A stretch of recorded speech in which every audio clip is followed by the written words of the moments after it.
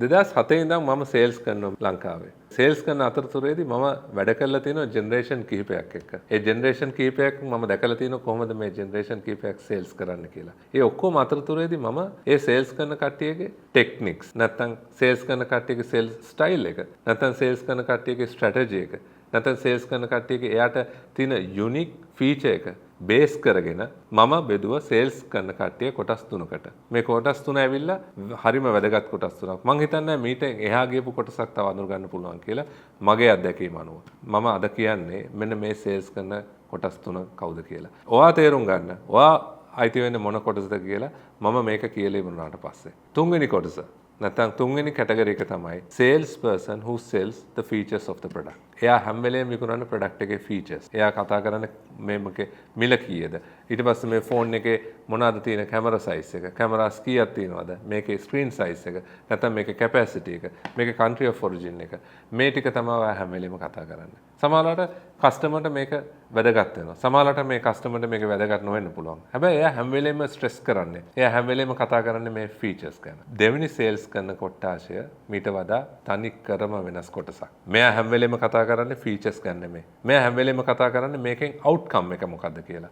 නැත්තම් මේක පාවිච්චි කරාට පස්සේ මොකද්ද මට වෙන බෙනිෆිට් එක මොකද්ද කියලා. මේකේ අවුට්කම් එක. ඊට පස්සේ මෙයා කවදාවත් කතා කරන්නේ නැහැ ෆීචර්ස් ගැන. මෙයා කස්ටමර්ට දැනුවත් කරන මේක තමයි මෙයාට දෙන බෙනිෆිට් එක කියලා. මේකත් හොඳයි. මම දකින්නේ මේකේ කිසිම වැරද්දතාවයක්. මොකද මම මේ තාක්කල් ආශ්‍රය කළ කට්ටියකින් මම ගොඩක් කට්ටිය දකිනවා මේ කස්ටමර්ට බෙනිෆිට් එක ගැන තමයි කියන්නේ කියලා. එයා ෆීචර්ස් ගැන කියන්නෙත් නැහැ. පොඩ්ඩක් සඳහන් කරනවා ෆීචර්ස් ගැන. but ඒ වුණාට 90%ක් 90% of the time he explain the benefits.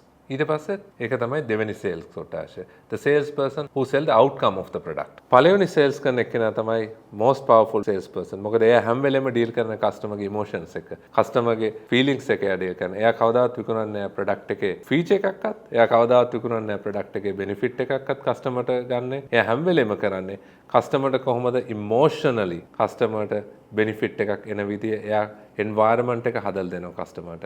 එයා කස්ටමර්ට හිතන්න හදලා දෙනවා. හිතන්න හදලා දීලා තමයි එයා ප්‍රොඩක්ට් එක විකුණන්නේ. මම ඉස්සලා වීඩියෝ එක කියලා තියෙනවා කොහොමද මේ කස්ටමර් කෙනෙක් ගෝස් කරන්න කියලා. මෙන්න මේ කට්ටිය හරි පවර්ෆුල්. මේ කට්ටිය පුදුම ස්කිල් එකක් තියෙනවා මේ කස්ටමර්ගේ ගෝස් කරනකොට කස්ටමර් එකපාරට සයිලන්ස් ගියාම හැන්ඩල් කරන විදිය.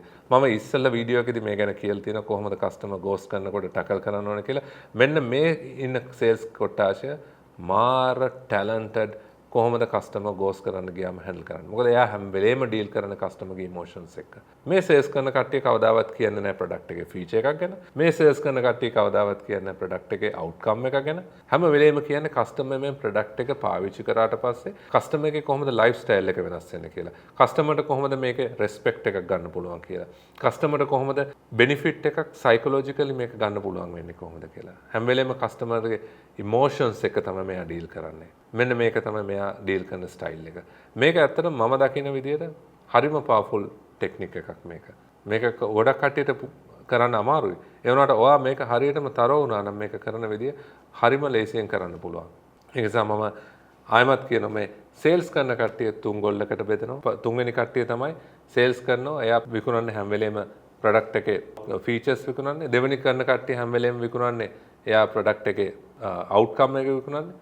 තුන්වෙනි කට්ටිය කවදාවත් මේ දෙකම විකුණන්නේ. එයා විකුණන්නේ හැම වෙලේම මොනවාද කස්ටමර්ට ඉමෝෂන් එක කස්ටමර්ගේ ඩීල් කරන්නේ. කස්ටමර්ට කොහොමද ඉමෝෂනලි මේක බෙනිෆිට් වෙන්නේ කියලා. මෙන්න මේ සේල්ස් කරන කට්ටිය තුන්ගොල්ල තමයි මගේ එක්ස්පීරියන්ස් එක අනුව මට මාකට් එකේ දකින්න පුළුවන් වෙන්නේ. හැබැයි මගේ පර්සනල් එක්ස්පීරියන්ස් එක අනුව පළවෙනි කොටාශය නැත්නම් sales person who deal with customers emotions are the most powerful salesperson in the world. ඔයා තේරුම් ගන්න ඔයා මොන කැටගරි එකද ඉන්නේ කියලා. ඔයා ප්‍රොඩක්ට් එකේ ෆීචර්ස් විකුණන කෙනෙක්ද? ඔයා කස්ටම් ප්‍රොඩක්ට් එකේ අවුට්කම් එක විකුණන කෙනෙක්ද? නැත්නම් ඔයා කස්ටමර්ට සේල් එකක් නෙමෙයි කරන්නේ. ඔයා කස්ටමර්ගේ ඉමෝෂන් එක ඩීල් කරලා, ඔයා කස්ටමර්ගේ ඉමෝෂනලි ඔයා ටැකල් කරලා, ඔයා කස්ටමර්ගේ ඉමෝෂන්ස් එක තමයි ඔයා විකුණන්නේ. ෆීලිංග්ස්. ඒක තමයි හොඳ සේල්ස්මන් කෙනෙක්ගේ තියෙන හොඳ ලක්ෂණයක්. මේක මතක තියාගන්න. Customer will not remember what you say. But customer will remember how you make customer feel happy. ඒක නිසා ඒක very important. ඔයා customer satisfy කරපු විදිය තමයි customer හැම වෙලේම මතක. ඒක නිසා always remember these things and you decide which sales person's category that you belong to. Thank you so much.